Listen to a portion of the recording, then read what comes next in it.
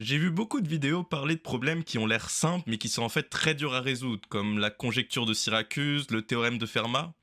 Aujourd'hui, ce que je vous propose, c'est l'inverse. C'est des problèmes qui ont l'air extrêmement durs, voire impossibles, et pourtant ils ont une solution très simple. Alors c'est parti, allons les découvrir.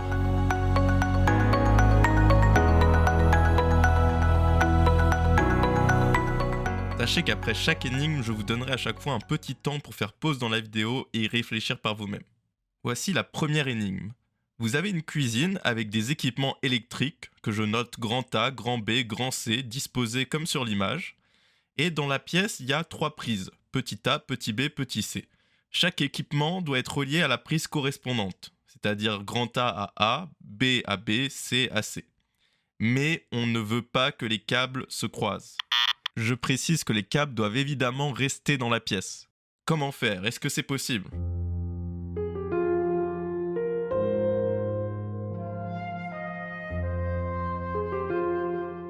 Alors, si votre réponse c'est que c'est impossible parce qu'en reliant grand C à petit c, vous allez forcément couper la pièce en deux et les autres câbles seront obligés de couper ce câble, eh bien, revoyez votre raisonnement, car c'est tout à fait possible en faisant simplement comme ceci. Passons maintenant à la deuxième énigme. Vous avez deux seaux, un contenant de l'eau et l'autre du vin. Avec une tasse, vous prenez une portion de vin et vous l'ajoutez dans le seau d'eau. Vous mélangez bien le tout.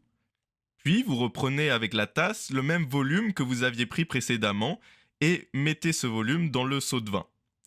Y a-t-il alors plus de vin dans le seau d'eau ou plus d'eau dans le seau de vin?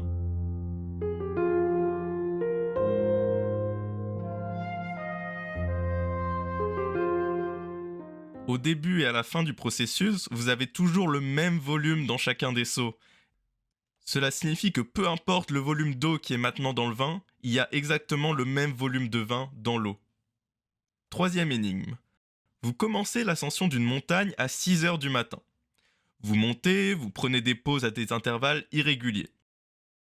Une fois au sommet, vous campez, vous passez la nuit, et puis le lendemain matin, à 6 heures, la même heure que le jour précédent, vous redescendez par le même chemin.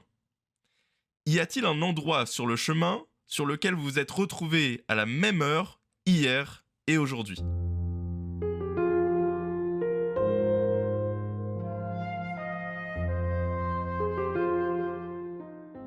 La réponse est oui. Pour cela, imaginez que lorsque vous entamez votre descente, il y a votre jumeau qui commence l'ascension et qui réplique exactement ce que vous aviez fait la veille. Eh bien, peu importe l'irrégularité dont vous avez fait preuve, vous allez un moment ou un autre croiser votre jumeau en un point, et à ce point-là, vous êtes forcément à la même heure hier et aujourd'hui. Passons à l'énigme numéro 4. Un maître rentre à la maison avec son chien. Sa maison est à 10 km et il marche à 5 km/h. Le chien, lui, marche deux fois plus vite que son maître, il marche à 10 km/h et il attend pas son maître. Il rentre à la maison avant lui, mais bon, il est tout seul, donc il repart immédiatement vers son maître ensuite. Puis une fois à son maître, il repart à la maison, et ainsi de suite, il repart vers son maître, à la maison, etc. Quand le maître arrive à la maison, quelle distance aura parcouru le chien?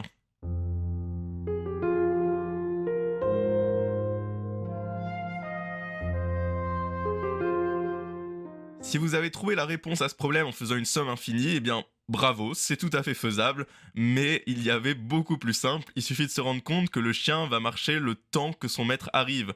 Son maître va mettre 2 heures à arriver, et donc le chien aura marché à 10 km/h pendant 2 heures, il aura donc fait 20 km. Enfin, la dernière énigme, les fourmis tamponneuses. 50 fourmis sont lâchées simultanément sur un bâton.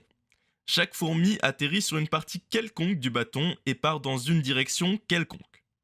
Lorsque deux fourmis se rejoignent, elles se touchent et repartent instantanément dans des directions opposées. Quand une fourmi arrive au bord du bâton, elle tombe. Le bâton fait 1 mètre de long et les fourmis avancent à la vitesse de 1 mètre par minute. Au bout de combien de temps au maximum toutes les fourmis seront-elles tombées du bâton?